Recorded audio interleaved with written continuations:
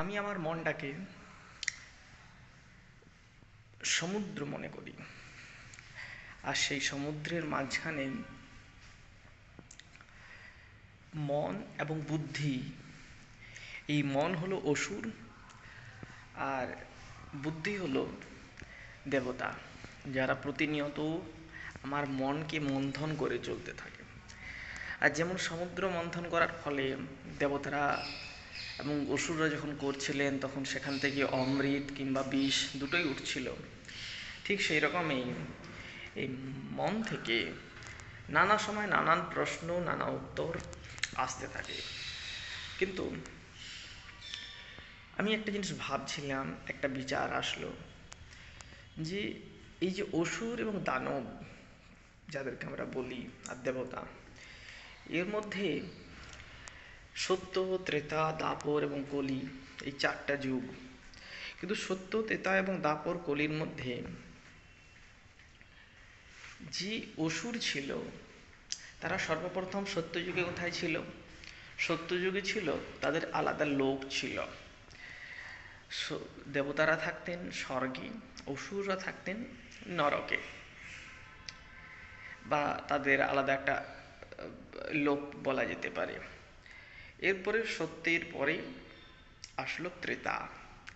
ত্রেতাতে অসুররা থাকলো কোথায়? একদিকে দেখা যাচ্ছে রাবণের কোথায় বাড়ি? শ্রীলঙ্কা।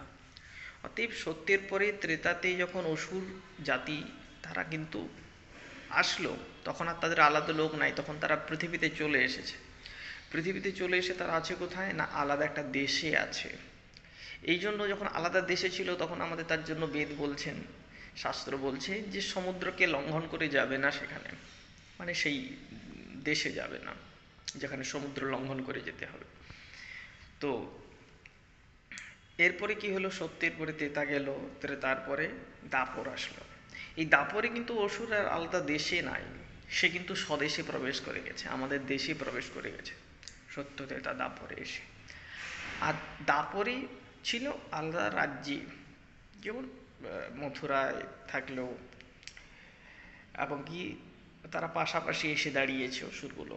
কিন্তু কলিতে কলিতে অসুর ঘরে ঘরে ঢুকে পড়েছে, মনে মনে ঢুকে পড়েছে। এখন আর তাড়াবে কি করে? বাইরের দেশে ছিল, আক্রমণ করে রাম গিয়ে দাঁড়িয়ে এসেছেন। দাপরে কৃষ্ণ গিয়ে কংসকে বধ করে এসেছেন। এখন যে অসুর এসেছে কলিকালে, সে অসুর আপনার ভেতরে ঢুকে বসে আছে। এখন রাম বা কৃষ্ণ বা নারায়ণ, এটা আপনাকেই হতে হবে।